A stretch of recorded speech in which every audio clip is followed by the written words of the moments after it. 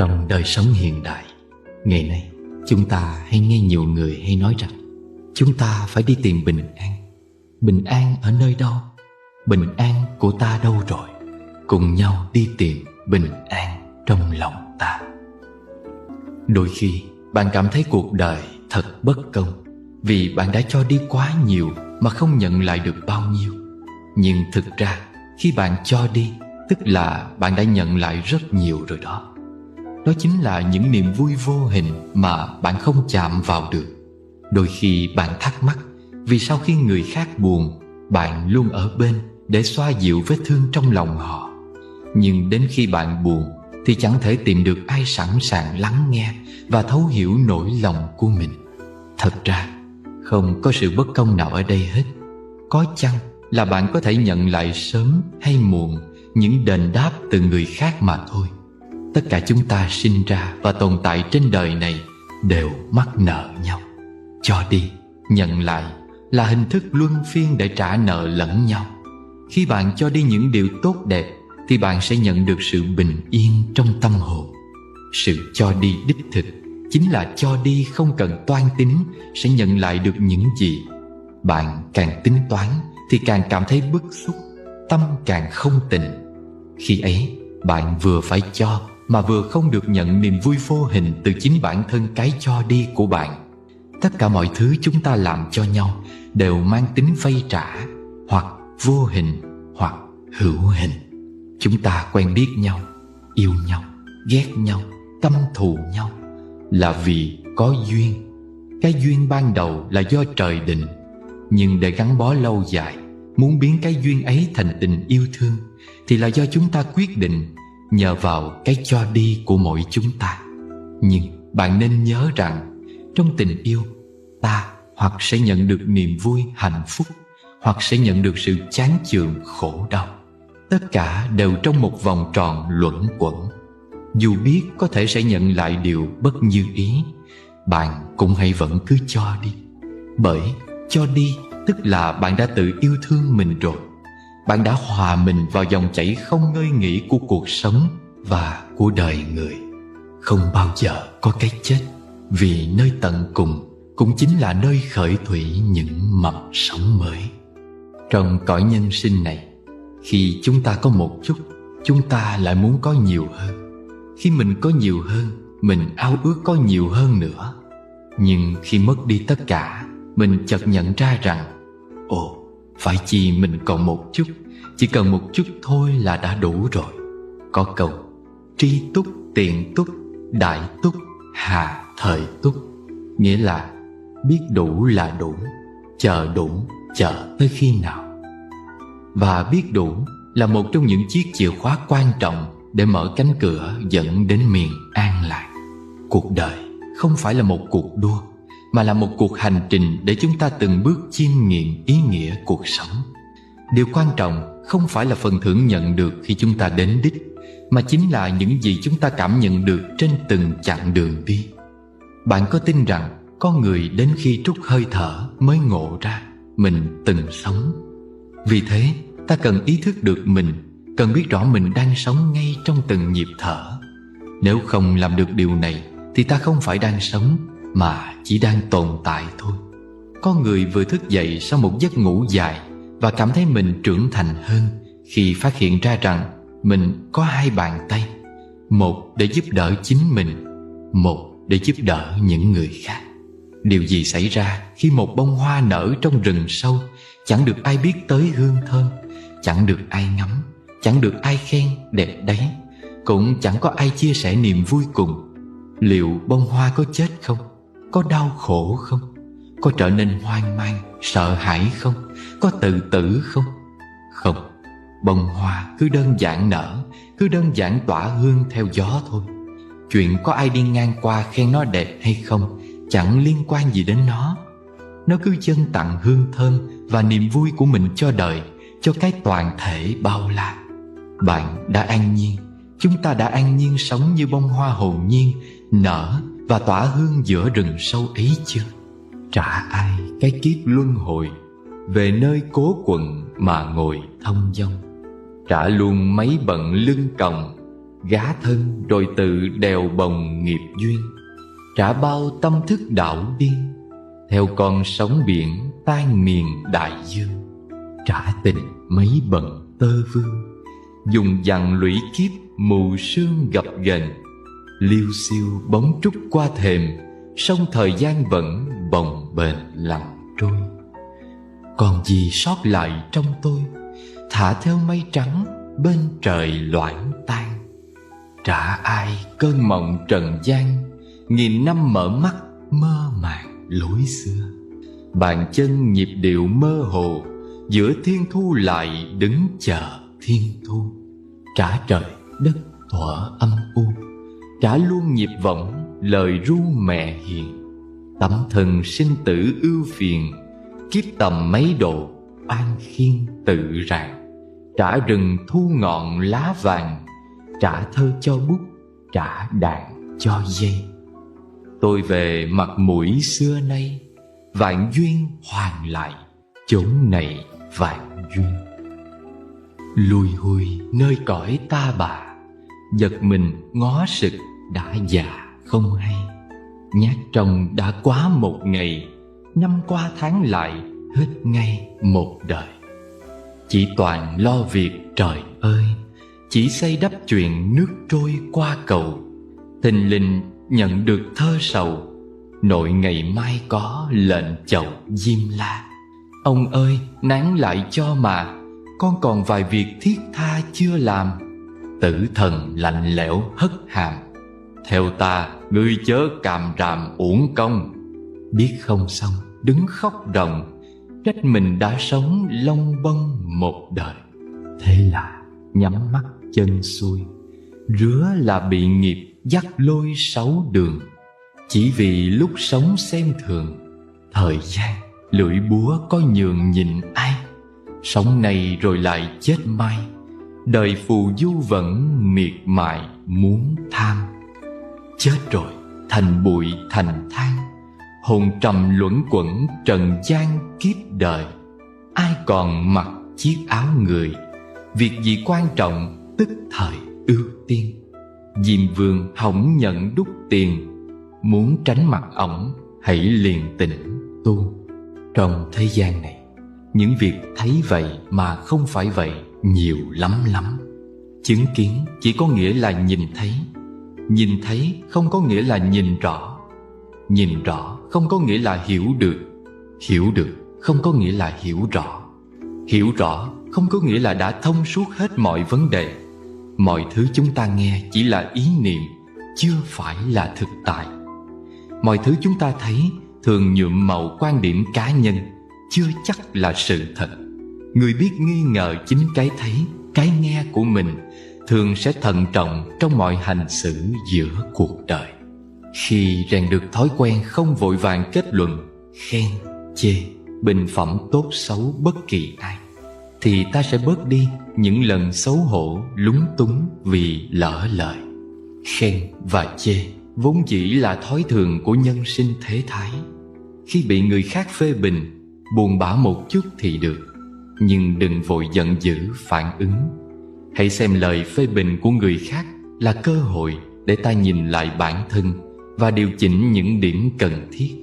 Khi được người khác tâng bốc, vui vẻ một chút là được, nhưng đừng vội cho đó là sự thật. Phần lớn lời khen là để lấy lòng người khác. Thế nên ta đừng để những lời ngon ngọt làm trỗi dậy sự kiêu căng, tự mãn.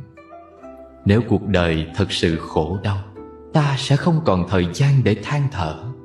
Nếu cuộc sống quá ư lam lũ, ta sẽ không còn sức lực để trách hờn. Nếu đã thật sự cùng cực, sao ta vẫn còn tâm trạng kể lể khóc than?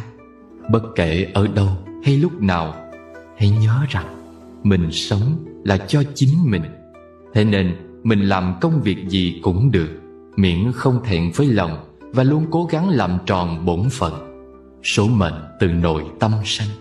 Khi chọn một con đường, tức là ta đang quyết định vận mệnh của mình. Ta đừng quá bận lòng về quá khứ, hãy sống trọn vẹn với hiện tại và hướng tầm nhìn về tương lai. Làm được như thế thì ngày mai đời ta chắc chắn sẽ tươi đẹp hơn. Trong cuộc sống hiện nay, chúng ta hay nói về đau khổ, về khổ, về sự khổ ải vô biên. Vậy thì người như thế nào sẽ khổ? Đầu tiên là người có khuynh hướng cực đoan. Nhà Phật thường nhắc đến đạo lý sống trung đạo. Cái gọi là trung đạo chính là không đi theo hướng cực đoan quá mức. Bởi lẽ bất cứ việc gì khi đi đến cực điểm cũng sẽ bắt đầu rơi xuống theo hướng ngược lại. Tương tự như vậy, nếu như một người đen đủi đến mức cực điểm, cũng chớ vội cực đoan, nghĩ không thông. Bởi thường thì qua cơn bị cực đến hồi thới lai, qua lúc khó khăn đến hồi thư thái đó mà. Và ngược lại, khi thành công gặp vận may, cũng đừng quá đắc chí mà hành xử thiếu suy nghĩ, thì họa sẽ liền kéo đến. Thứ hai, đó là người tự cao tự đại. Sống ở trên đời, người khiêm tốn thường được yêu mến. Ngược lại, tự cao tự đại sẽ bị người khác chán ghét. Điều này thì hầu như ai cũng hiểu rồi, nhưng vẫn thường mắc phải. Người ta thường hay rước lấy thị phi là vì nói quá nhiều, thích can dự vào chuyện không đâu. Sống trong nghịch cảnh cần phải ưỡn ngực, ngẩng cao đầu. Sống trong điều kiện thuận lợi, an lạc nên giữ tinh thần thận trọng, đề cao cảnh giác để đề phòng họa hại. Lúc thành công nên tự nhắc bản thân hãy khiêm tốn, đừng khoa trương hay huyễn hoặc bản thân. Thứ ba là người quá tham vọng. Một đời người khi đến trần trụi, khi ra đi cũng trần trụi. Ăn uống một ngày cũng chỉ là 3 bữa cơm, ngủ cũng chỉ cần đến 1 phòng. Vậy thì ôm dục vọng quá lớn để làm gì? Trong khi nó chỉ khiến con người ta luôn luôn cảm thấy không thỏa mãn. Dục vọng quá lớn cũng là nguồn cơn của mọi khổ đau trên đời. Con người muốn bớt phiền não, đầu tiên cần phải học được cách buông. Nhưng hãy hiểu rằng buông chính là buông tham muốn, chứ không phải là buông bổn phận và trách nhiệm. Thứ tư là người hay xét nét. Có những lúc con người sống quá xét nét sẽ trở nên phiền não bởi những việc tiểu tiết xung quanh. Sống phớt lờ một chút có khi lại cảm thấy vui vẻ, hạnh phúc. Bởi vì sao? Bởi vì người hay xét nét thường quá nghiêm túc. Bất luận là việc lớn hay nhỏ đều cho là to tát nghiêm trọng. Nghĩ nhiều dẫn đến mệt mỏi. Cuộc sống luôn bị những việc vặt vãnh chi phối, chiếm hết thời gian. Khó mà cảm thấy vui vẻ, thanh thản. Trong khi đó, người sống phớt lờ sẽ ít bận tâm đến những việc xung quanh. Có lẽ vì thế mà cuộc sống trở nên giản đơn và có phần qua loa đại khái. Nhưng cũng nhờ vậy mà họ tìm được hương vị thực sự của đời sống bình an. Làm người hãy cứ đơn giản, làm việc hãy cứ thực tế, để tháng ngày trôi qua nhẹ nhàng, giản đơn, thông dong tự tại. Vậy là đủ. Bạn phiền muộn là do tâm hay chấp nhất và chưa đủ rộng lượng.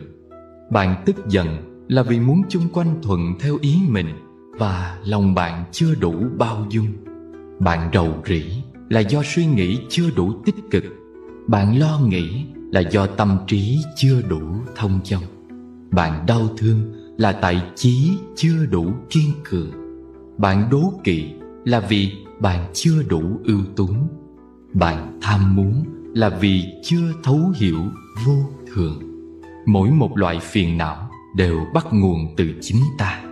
Mỗi khi chúng xuất hiện chính là cơ hội để ta quay về quan sát nội tâm, nhận ra khiếm khuyết của bản thân, rồi sau đó nỗ lực chuyển hóa. Cứ như thế, nhờ phiền não mà chúng ta hoàn thiện hơn mỗi ngày. Đôi khi nên cảm ơn buồn, vì buồn đích thực cội nguồn của sen. Đừng mong đời chẳng muộn phiền, mong ta đủ sức yếu hèn vượt qua. Tạ ơn giáo lý Phật Đà, giữa đời thuận nghịch vẫn là thông dong. Này bạn ơi, khi vui đừng vui quá, vì sẽ đến lúc buồn. Lúc buồn đừng quá buồn, vì sẽ có khi vui. Tiến lên một bước mà đánh mất mình thì nên dừng lại. Nếu cần bước lui để hiểu mình thì bạn cứ lùi thêm vài bước hay nhiều bước nữa. sẽ chẳng sao đâu. Những giá trị cuộc đời đặt ra để cho bạn vươn tới đều chỉ là tương đối. Hai chữ thành công trong tương lai mà xã hội loài người đặt định đã giam nhốt cuộc sống hiện tại của nhiều người vào ngục thất. Có nghĩa gì khi ta mãi bắt bóng đuổi hình đến mức quên mất sống trọn vẹn trong hiện tại? Ít nói cho lòng được tịnh thanh, cho tâm hoa nở đóa sen lành. Nhiều lời lắm lỗi đa phiền não, bao nhiêu rối rắm mãi vây quanh. Ít nói quay về với tự tâm, nương theo hơi thở niệm Phật thầm. Sáu cửa cài then phòng hộ ý, tỉnh thức từng giây dứt lỗi lầm. Ít nói cho đời bớt nhiễu nhương, chỉ cần im lặng trải tình thương. Gìn thân miệng ý như gìn ngọc, hoa từ trái huệ tự thơm hương. Ít nói không là câm nín đâu, cốt là ý nghĩa chẳng nhiều câu. Một lời đem lại nhiều an lạc, hơn cả ngàn muôn rộn ý sầu. Ít nói tâm rền tiếng Phật âm, lắng nghe an tịnh thoát mê lầm. Con nguyện vuông tròn câu chánh ngữ, thắp đèn tuệ giác rạng trong tâm. Bây giờ mọi người hãy cùng thực hành mỗi ngày 8 chữ sau đây để sống khỏe mạnh, an vui, trẻ trung, tự tại dài lâu và thông dong. 1. Nhẫn, nghĩa là nhẫn nại, nhẫn nhịn. Nhẫn có thể dưỡng phúc. Ai trong đời cũng sẽ gặp phải những sự tình không thuận lợi, không hài lòng. Khi ấy ta nhất định cần phải nhẫn. Từ xưa đến nay, người làm được việc lớn tất phải là người có đại khí. Người có đại khí tất phải có đại nhẫn. Nhẫn không phải là trốn tránh, chạy trốn, mà là một loại tích lũy năng lượng. Người biết nhẫn sẽ thường ít phạm sai lầm do hành động nhất thời. 2. Thiện, lương thiện. Thiện có thể sinh ra đức. Thông minh là một loại thiên phú, còn lương thiện là một sự lựa chọn. Lương thiện là loại đạo đức tốt đẹp nhất của con người. Lương thiện có lẽ không thể khiến con người đạt được tất cả mọi thứ bản thân mong muốn, nhưng sẽ giúp bạn luôn có nội tâm an định. 3. Hỷ, vui, mừng. Hỷ có thể dưỡng nhan, tức nhan sắc, vẻ đẹp, nét mặt. Tâm thái vui vẻ, khoái hoạt là bí quyết trường thọ, trẻ lâu. Con người không phải vì già mà ngừng vui đùa. Chính nhờ vui đùa để giúp ta không già. Nụ cười là loại mỹ phẩm tuyệt diệu tạo nên vẻ đẹp của con người, là cách đơn giản và nhanh nhất để kết nối mọi người với nhau. 4. Từ, từ bi, hiền hậu. Từ có thể dưỡng tâm. Vì sao sau tuổi trung niên, có người có khuôn mặt hiền lành phúc hậu, có người lại có khuôn mặt hung dữ, tràn đầy oán khí? Đó là vì tướng do tâm sanh, tướng tùy tâm mà thay đổi. Khi tâm đẹp thì tướng mạo sẽ đẹp theo. 5. Ái, ái nghĩa là yêu thương. Ái có thể dưỡng hành. Người trong lòng tràn đầy tình yêu thương thì nhất cử nhất động cũng tràn ngập tình yêu thương. Người trong lòng luôn so đo tính toán thì cho dù ở thời điểm nào cũng thường bị khó dễ đi cùng. 6. Thành, chân thành, thành thật. Thành có thể dưỡng tính. Chân thành là nguyên tắc quan trọng nhất trong kết giao. Ai cũng muốn được người khác đối xử với mình một cách chân thành. Thế nên khi bạn đối xử chân thành với người khác trước thì bạn sẽ nhận được điều tương tự. Một người thành thật, trong sáng thì khí chất sẽ đoan trang, đẹp đẽ, ánh mắt tỏa ra ánh sáng. 7. Cần, cần mẫn, chăm chỉ. Cần có thể phát tài. Người xưa có câu, ông trời sẽ đền bù cho người cần cù, ý rằng một người siêng năng cần cù sẽ được ông trời giúp đỡ, bù đắp cho những thiệt thòi. Vì đâu cùng là kiếm được tiền, nhưng có người chẳng mấy chốc tiêu sạch, lại có người biết cách cần kiệm duy trì tài chính ổn định. Đó là vì cần có thể phát tài, kiệm có thể lưu tài. 8. Khoan dung độ lượng. Khoan dung có thể tụ khí. Một người hiểu được khoan dung thì lòng dạ cũng nhất định rộng lớn. Khổ đau là bạn an vui. An vui đích thực không rời khổ đau. Thông dòng ngay giữa cõi sầu, niết bàn chung một nhịp cầu thế gian. Trong mưa có giọt nắng vàng, nơi buồn thoang thoảng mơ màng hương sen. Giữa ngày nghiêng bóng màn đêm, canh khuya chợp mắt nắng lên ngập hồn.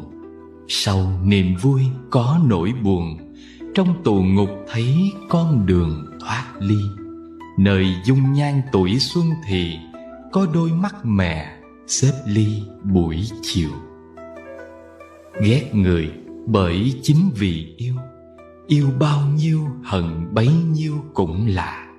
Trong chùa có cả ta bà, trong ta bà ẩn một tòa Như Lai. Nơi điều nghịch ý trái tai, lặng mà nghe tỏ một bài pháp âm. À ơi, dưới võng con nằm, cũng là giấc ngủ ngàn năm đi về. Trong phiền não có Bồ Đề, dạt dào sóng gần bốn bề đại dương. Ngay tim ta có tình thương, thương như lưới cá tơ vương nhọc mình. Trong sinh tử gặp vô sinh, bên đời huyên náo lặng thinh Phật ngồi. Trong ta có cả vạn đời, lặng yên tràn ngập đất trời xưa sau. Đừng khởi tâm tham đắm đối với những gì của mình và cả những gì không phải của mình. Đừng khởi tâm não hại người và Phật. Sống hết lòng và chân thật, mặt đời còn nhiều người dối trá. Sống tỉnh táo, không đua đòi, mặt người đời say mê bon chen. Ăn uống có điều độ, nhai nhuyễn. Đừng lạm dụng những thực phẩm chứa nhiều hóa chất. Tránh nuông chiều thái quá, nhưng sở thích ăn uống kém lành mạnh. Mỗi ngày thực tập mỉm cười với trẻ thơ và những bông hoa. Đừng nghe, đừng nói những chuyện vô ích. Cố gắng làm những gì mình nghĩ là đúng nhất, để có được tâm thái thoải mái khi làm và tránh tâm ân hận về sau. Khi những chuyện vui buồn trong quá khứ hiện về trong tâm trí ta, hãy thực tập mỉm cười với tất cả. Đừng so sánh mình với người. Đừng so sánh gia đình mình với gia đình người. Đừng so sánh đất nước của mình với đất nước khác. Vì sao? Vì trong đời này không ai giống ai, không gia đình nào giống gia đình nào, không xứ sở nào giống xứ sở nào. Thế nên ta không cần phải so sánh. Việc so sánh chỉ khiến tâm ta sinh mặc cảm hoặc đua đòi theo. Kết quả là ta sẽ mệt mỏi. Ta chỉ cần nghĩ tới những điều tốt đẹp và nỗ lực hiện thực hóa chúng dưới nhiều hình thức sống động khác nhau. Đừng để ý chuyện xấu của người khác, vì người ấy không phải là ta.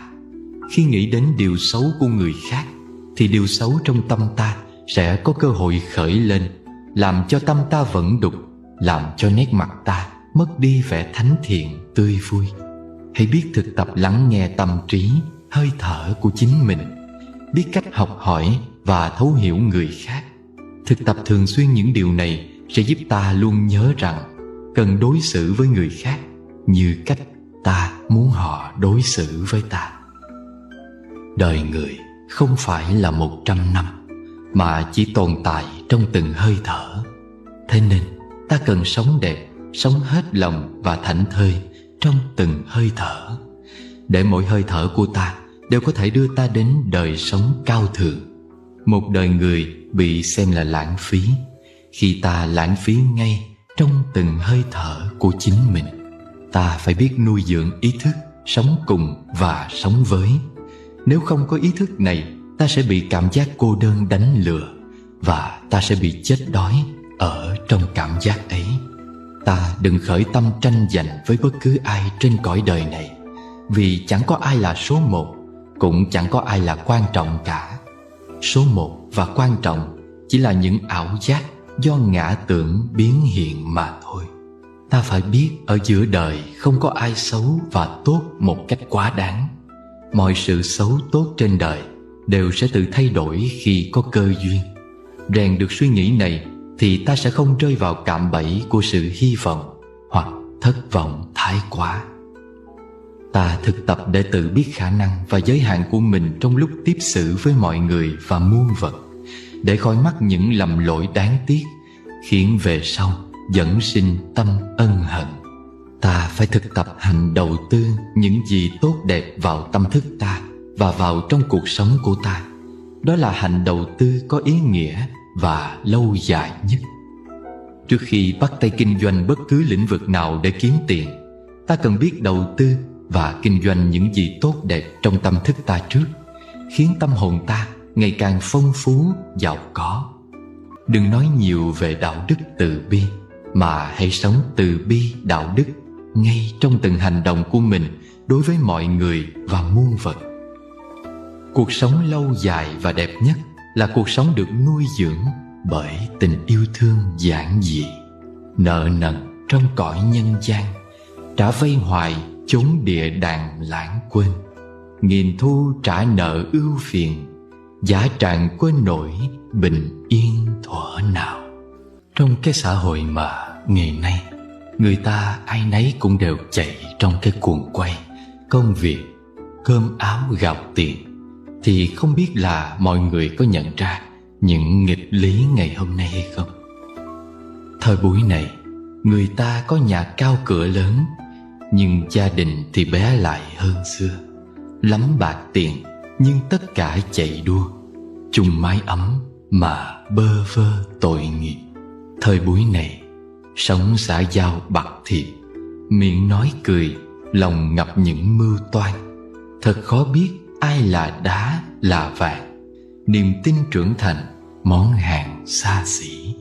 Thời buổi này, ăn nhanh, tiêu hóa chậm, biết tận chân trời nhưng chẳng biết chung quanh. Nhà ngói nhiều hơn những nhà tranh, sao tất bật loài người như robot. Thời buổi này, kiến thức nhiều mà hành vi dại dột, thành công bề ngoài mà thất bại bề trong. Sống tiện nghi nhưng vật chất quay mộng, iPhone mất kể như mù đôi mắt. Thời buổi này, cái được nhiều hơn mất, cái mất chính là đạo đức đã đi chơi. Xác thân to, lòng teo tóp lại rồi, nhìn thống khổ, bao hững hờ vô cảm. Thời buổi này, lượng nhiều mà phẩm giảm, kiếm sống nhiều mà cuộc sống chẳng là bao, và yêu cuồng sống vội kiểu phong trào, người hóa kiếp thiêu thân thời hiện đại. Nhiều nghịch lý nói thêm càng tê tái. Văn minh này đã đích thực văn minh, xin nguyện cầu cho thức tỉnh hồi sinh, rời bỏ những hư vinh mà sống thật. Sống vô nghĩa nếu cuồng quay tất bật là cái tốt nhất và muốn được chọn cái tốt nhất. Cứ đơn giản những vấn đề phức tạp, cuộc sống này thư thái nhẹ nhàng hơn. Đừng phức tạp những vấn đề đơn giản, hồn thơ ngây nào nhuốm chuyện đau buồn. Mưa rồi nắng, nắng mưa đời vẫn vậy, tại lòng mình sống dậy mới đau thương. Nhìn vạn sự cuốn theo dòng trôi chảy, kìa vô ưu vẫn đẹp giữa vô thường. Niềm vui dù quá lớn sẽ dần dần trôi qua, và nỗi đau cùng cực rồi cũng tìm phôi pha. Biết thế đừng tự phụ, vì thành công hôm nay cũng không sầu ủ rũ lúc gặp điều không may. Sao trẻ con hay khóc mà hiếm khi chúng buồn, người lớn năng cười cợt giữa tiếng lòng lệ tuôn. Chưa đi thì chẳng có về, chưa đến thì cũng chẳng hề ở đây. Chưa vui vì cuộc sum vầy, thì đâu buồn sẽ một ngày chia xa. Chưa lại thì đâu có qua, chưa bình minh chẳng bóng tà huy phai. Chưa thức đâu biết đêm dài, chưa chờ đâu thấy tháng ngày lê thê. Chưa yêu ai biết não nề, lạy dài ba chữ ê chề nhân sinh. Chưa cô độc kiếp một mình, thì đâu đoái những tâm tình tái tê. Chưa lạnh lẽo lúc đông về, nào thương cơ nhở bên hè phố đêm. Chưa một lần biết lặng im, sao ta nghe được nhịp tim mọi người. Chưa hề khóc, chẳng biết cười, chưa cho sao tận lòng ngời nỗi vui. Chưa nhìn xuống để ngậm ngùi, thì chưa biết tạ ơn đời một phen. Chưa tha thứ được nhỏ nhen, làm răng xóa bỏ thói quen giận hờn. Chưa hay kiếp sống chập chờn, nhọc nhằn thương ghét thua hơn còn dài. Chưa lần đến trước Phật đài, rầu rầu sáo nẻo gọi hoài chạy quanh. Chưa lặng thầm ngắm mộ xanh, bôn ba tất bật để thành hư vô. Và chưa biết tiếng Nam Mô, tình trần chưa cạn, chưa khô nặng nề. Chưa đi thì chẳng có về, chưa sinh thì tử chẳng hề gọi tên. Sau mưa trời vẫn nắng lên, cửa vô sinh vẫn rộng thênh đợi người. Thiên thu có dáng Phật cười, còn ta thấp thoáng bên đời này thôi. Việc bạn và người khác không đồng quan điểm là một việc bình thường. Bạn không cần phải thay đổi nếu như quan điểm của mình không giống với bất kỳ ai. Chỉ cần bạn sống không hại mình, hại người, không hổ thẹn với lương tâm là được rồi. Có thể những người chọn cách sống lương lẹo sẽ đạt được nhiều thành tựu nhanh chóng hơn, nhưng mà những ai chọn làm người tốt thì mới có thể đi đường dài. Hãy là một người tốt, cho dù bạn có bị cuộc đời đối xử tệ bạc đến đâu đi chăng nữa. Đơn giản là vì làm người tốt trước hết giúp chúng ta có thể có một giấc ngủ ngon, vì không phải lo lắng bất kỳ chuyện xấu nào của mình chẳng may bị phát giác. Nếu như bạn trông chờ người khác đem đến hạnh phúc cho mình, thì hãy yên tâm là bạn sẽ phải thất vọng dài dài. Hãy yêu thương cuộc đời và con người mà lòng không chờ đợi sự gì cả. Như thế thì bạn sẽ luôn được thanh thản. Hãy dừng lại một phút để lắng nghe hơi thở của thiên nhiên. Hơi thở đó có thể là tiếng mưa rã rích, là những tia nắng ấm áp, tiếng chim hót, tiếng lá cây xào xạc khi gió ngang qua. Hãy dừng lại một phút để nghĩ về những điều bạn đã làm được và chưa làm được. Hãy dừng lại một phút để nói chuyện với những người bạn cũ. Những giây phút trò chuyện ngắn ngủi ấy có thể làm ấm thêm trái tim của chính bạn. Hãy dừng lại một phút để quan sát lũ trẻ nô đùa. Có phải chúng thật hồn nhiên không? Hãy dừng lại một phút để xem cuộc sống đang dần đổi mới xung quanh ta. Hãy dừng lại một phút để nhớ về những người bạn yêu thương, để ý thức rằng họ quan trọng với bạn như thế nào. Nhiều người trong chúng ta chỉ nhận ra sự quan trọng của những người ta thương khi họ đã đi xa mãi mãi. Hãy dừng lại một phút để ngẫm về việc thời gian không bao giờ trở lại. Và đừng quên dừng lại một phút để trở về với chính mình. Mỗi sớm mai thức giấc, hãy sống như thể hôm nay là ngày cuối cùng trong đời. Suy nghĩ này sẽ thôi thúc ta biết nhìn đời bằng đôi mắt yêu thương, biết sống với lòng biết ơn và nỗ lực hết mình. Bởi ta không biết mình có còn cơ hội để nói lời cảm ơn, nói lời xin lỗi hoặc làm những việc mình rất muốn làm nữa hay không. Biết là vậy, nhưng sao ta cứ mãi không chịu làm chủ được mình, cứ bị những điều bất thiện, những danh, lợi, thiệt hơn trong cuộc đời cuốn đi. Những lúc như vậy, xin ta hãy luôn nhớ, cách để có thể thương được mọi thứ trong cuộc sống đầy khắc nghiệt này chính là nghĩ rằng mọi thứ rồi sẽ mất đi. Thật vậy, mọi thứ rồi sẽ mất đi. Nếu sớm mai ta còn có thể nhìn thấy ánh mặt trời, hãy nhớ cảm tạ cuộc sống này bằng trọn vẹn trái tim. Bao giờ dứt nợ người ơi, bao giờ mới được thảnh thơi một ngày. Vui gì cây cuộc trả vây, một vòng khép kín đọa đầy nhân sinh. Đầu dây mối nhợ do mình, ai người dứt nợ, ngắm nhìn bao la. Kinh Phật có ghi lại rằng khi Đức Phật đản sanh, Người đã chỉ lên trời rồi chỉ xuống đất, nói: thiên thượng, thiên hạ, duy ngã độc tôn. Nghĩa là trên trời dưới trời chỉ có ta là tôn quý. Đó là cái ta của đất trời vũ trụ. Đức Phật muốn gợi ý rằng ta tìm thấy ta trong khắp đất trời. Ta có mặt trong cây cỏ hoa lá, trong con cá dưới sông, trong con chim trên trời. Vạn vật trong trời đất đều có một phần xương thịt của ta. Vậy có phải ta xé một cái lá, bẻ một nhành hoa, phá một cánh rừng, bắn một con chim là ta đang tự hủy hoại chính mình chăng? Có phải ta giận một người, đánh nhau với một người, hận thù một người là ta đang tự hủy hoại chính mình chăng? Vì vậy ta nên yêu thương, sẻ chia, hy sinh và phụng sự cuộc đời. Nên sống vì mỗi nhành hoa, ngọn cỏ, con người quanh ta. Đây chính là vô ngã. Vô ngã không phải là không có cái ta, mà là cái ta chan hòa trong bản thể vô lượng của vũ trụ này. Còn bản ngã chính là sống cho riêng mình, là đánh mất chính mình, đánh mất cả cái ta chân thật. Chắc hẳn một số người trong số chúng ta sẽ biết câu chuyện này. Một ngày nọ, người cha gọi ba đứa con trai đến và nói: cha đã già yếu rồi, trong khi cơ nghiệp tổ tông cần người tiếp quản. Các con đều thông minh, tài giỏi. Quả thật cha không biết phải chọn ai để giao phó trọng trách này. Bây giờ mỗi con hãy đi lấy giấy và viết ra những ưu điểm của bản thân và khuyết điểm của hai người còn lại, rồi sau đó đưa tờ giấy cho cha.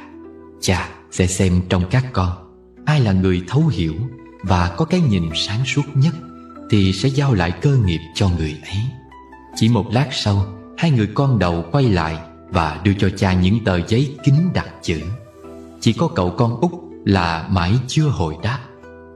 Buổi tối hôm ấy, người con út ngập ngừng đến bên cha. Trong tay cậu ta là tờ giấy trắng tinh. Cậu nói: thưa cha, con bất tài nên không thể tìm ra ưu điểm của bản thân, cũng không thể tìm ra khuyết điểm nào của hai anh. Vậy con mong cha hãy giao cơ nghiệp cho hai anh của con tiếp quản. Người cha nghe vậy nở nụ cười rạng rỡ. Ông đã tìm ra người có đủ mọi phẩm chất kế thừa cơ nghiệp của tiên tổ rồi. Chỉ những ai thật sự khiêm tốn và trong tâm không chất chứa những khuyết điểm của người khác thì mới có thể chí công vô tư trong mọi việc. Nếu chỉ nhìn vào những khuyết điểm của người khác, ta sẽ không thể biết rằng họ cũng còn rất nhiều ưu điểm đáng được khích lệ, ngợi khen. Hết thảy những mối quan hệ trong cuộc đời mỗi chúng ta đều vì duyên, vì nợ mà thành. Mỗi kiếp người chỉ có 100 năm để thương yêu, quý mến ai đó. Thế nên, đối với người khác, đôi khi ta cần biết nhắm một mắt, mở một mắt để quên đi những khuyết điểm của họ, để có thể tập trung nhìn vào ưu điểm. Đôi khi ta cần biết giả khờ để bao dung những lỗi lầm. Làm được như vậy thì ta sẽ vui vẻ hơn biết bao nhiêu, phải không?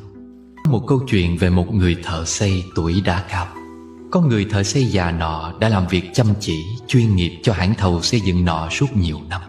Một ngày kia, ông ngỏ ý muốn xin nghỉ việc để an hưởng tuổi già bên gia đình.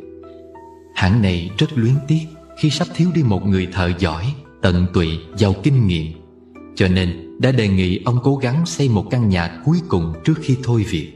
Ông miễn cưỡng nhận lời. Với ngôi nhà cuối cùng này, người thợ già làm việc qua quýt, chọn những vật liệu kém chất lượng, miễn sao bề ngoài ngôi nhà đẹp đẽ là được.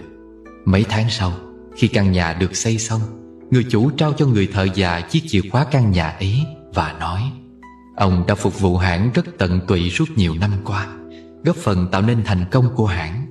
Để tưởng thưởng cho sự đóng góp này, hãng xin tặng ông chính ngôi nhà mà ông vừa xây xong.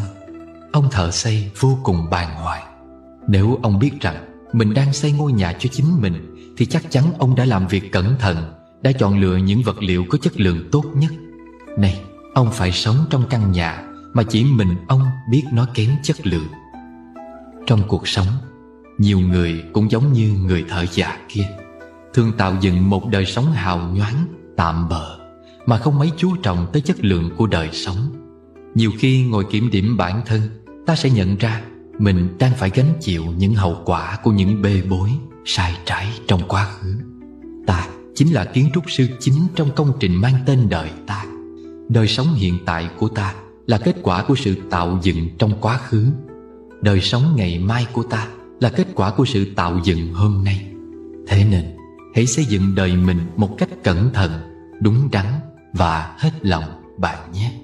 Sống thật với chính mình, tập chấp nhận bản thân và hãy luôn tươi cười, hạnh phúc với cuộc đời mình đang có, cùng những người xung quanh mình.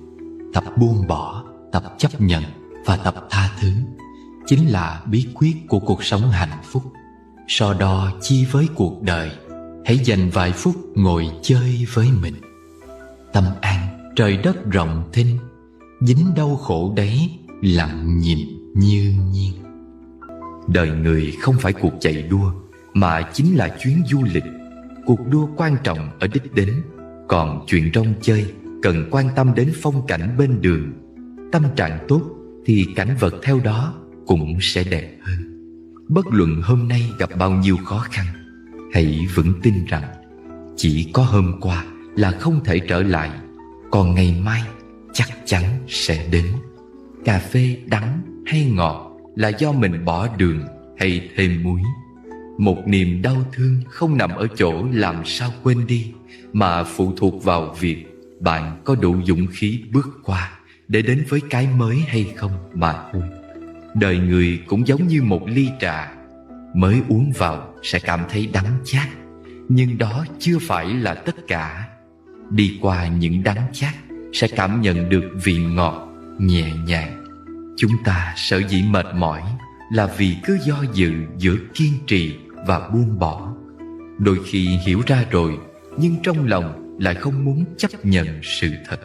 Ai bước vào cuộc đời bạn là bởi duyên nghiệp chi phối, nhưng việc gắn bó lâu dài hay ra đi vội vã là do bản thân mình quyết định.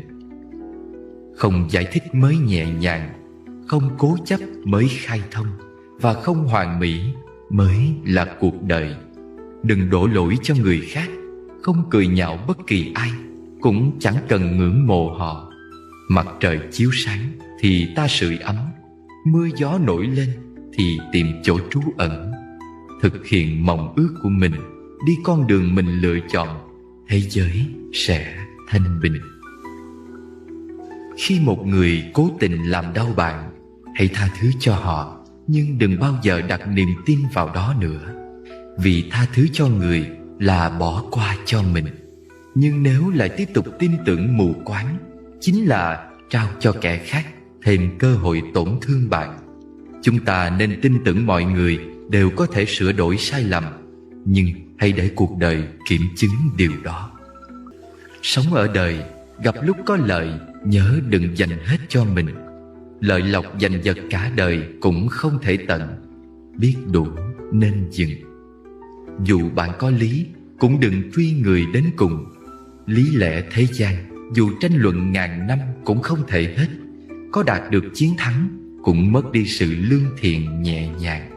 Cho dù bạn có tài năng vượt trội, cũng đừng bao giờ chế nhạo kẻ khác.